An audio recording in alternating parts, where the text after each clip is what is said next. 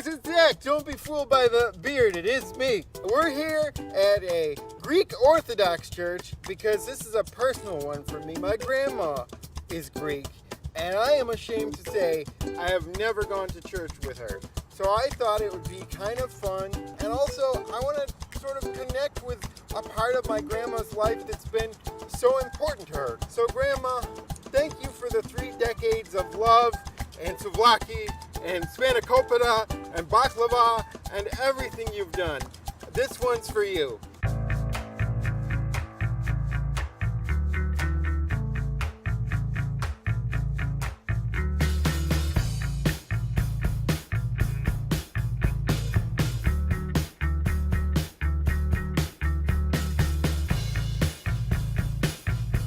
What? This is the most ornate place I have ever been in my life. Hey, Jesus. This is quite the place. Welcome to St. Sophia Cathedral. Thank you so much for having me. Yeah. So, I am not Greek Orthodox, but my grandma is. Really? So, yeah, and I've never been to church with her before, because I didn't know that are all Greek churches like this? All Greek churches are ornate. All Orthodox churches are very ornate. We love images, icons. Okay. Well, I guess, like, grab a chair that's not a throne, and we'll talk about Greek Orthodoxy. Sounds good. Awesome, man. First of all, thanks for inviting me, and I have to get this out of the way. Are you Greek? Not even a drop Greek. I did not know that you could be Greek Orthodox and not be Greek. Funny enough, that was my impression too. Did you grow up in the church, or How did this happen?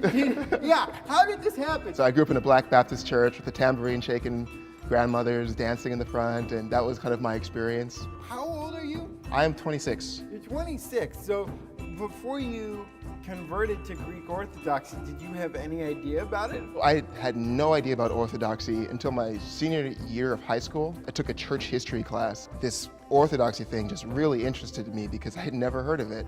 Even though my grandmother is Greek, I have no idea what being Greek Orthodoxy actually means. Orthodoxy claims to be like the church of Christ, the church which Christ established with his apostles. Becoming Orthodox isn't about being Greek. It's not about being more right or whatever. It's about finding Christ and more fully. The idea of fullness is what I was seeking. I had come from what I felt was a shallow understanding and a shallow experience. And Orthodoxy claims to, and I believe, holds the fullness of the faith. And so we have this need for experiential faith. We reverence icons. We speak of the lives of the saints.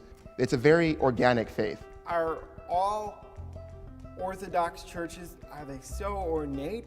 The architecture is trying to communicate to us that God is bending the heavens. God is bending the world to be present with us. When we come into the church, we believe that we enter into the kingdom of heaven, to the end times. And so we have this really grand view of what it means to be a Christian, of what it means to worship in his presence. So this is almost what heaven is like. That's what we believe. That's the goal. The goal of any Orthodox church is to give you a taste of what heaven is. So how are you involved with the church, and how does it affect your life? I serve in the altar on Sundays and other feast days, holidays. But don't you you live here, right? I Not do. in this room particularly. I live really close by. The church owns an apartment complex behind here. And I work also as the events coordinator. So I book the weddings and sacraments and baptisms. And I also teach in Sunday school. I teach the junior high kids. You run the youth group. Are we having a meeting there tonight? Is that what's going on? It's a young adults group. So the average age is probably about 30. What do you normally talk about at these meetings? We talk about being Orthodox in America in the 21st century. We try to talk about how do we connect this ancient faith to the modern world. I often wonder what the difference is between the prayers that God answers and the ones that he doesn't? In Orthodoxy, there's really only one prayer, and it's Lord have mercy. And we pray that prayer for everything and everybody in the whole world. The difficulty of faith is seeing mercy through pain, and seeing mercy through loss, and seeing mercy through disappointment. If we think God's not answering our prayers, he's answering that right prayer, that Lord have mercy. And so we just need to kind of quit thinking that we're the ones that are going to save the world and turn to the one who has saved the world and who continues to save the world, and just become a part of his purpose. And when we do that, we find our prayers being answered more and more.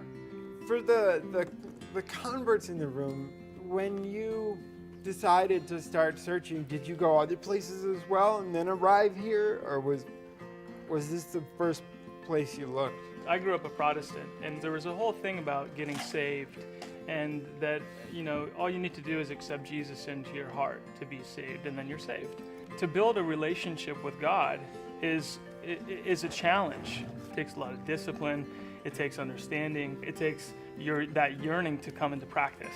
There's something very appealing of, if you accept Jesus into your heart, you're saved, and then you're just like, done! Yeah, game over. Orthodoxy is a path, it's a way of life that offers offers true spiritual growth. It offers a means for spiritual growth. It doesn't say that the goal is unattainable. It says it's hard, but it says when you do these things, you live this way, you love this way, you forgive this way, you pray this way, you'll reach this end. I know there's probably 1,000 more questions. Sorry. And it's okay.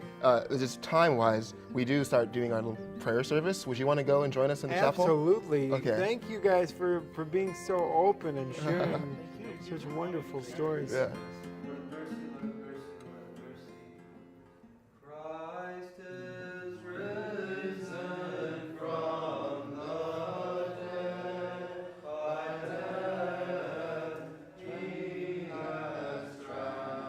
What I really want to get a sense of is, what made you decide to devote your entire life to the church? I'm sure your grandma talked to you about Greece and the struggles that the Greek culture went through, the people went through under Turkish rule.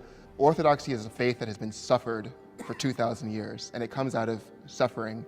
And it's upfront with reality that life is hard, life is painful, but we find salvation, we find Christ in suffering. What would you say is the thing that you've most suffered with? My parents split up when I was younger, and a lot of family drama growing up.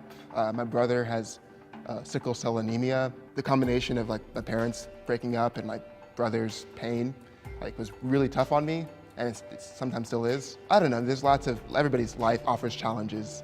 How has Orthodoxy helped you through that? It's given me hope. It's given me the assurance that pain isn't abandonment, that trials aren't judgment, that God is always calling out to people in love. He's seeking people in his own love. For us, God is love, and love is a creative force. And so that's why Orthodoxy is so creative. There's such beautiful music and icons. It's all poured out of love, and love is painful. Love hurts, right? I'll agree with that. I think so.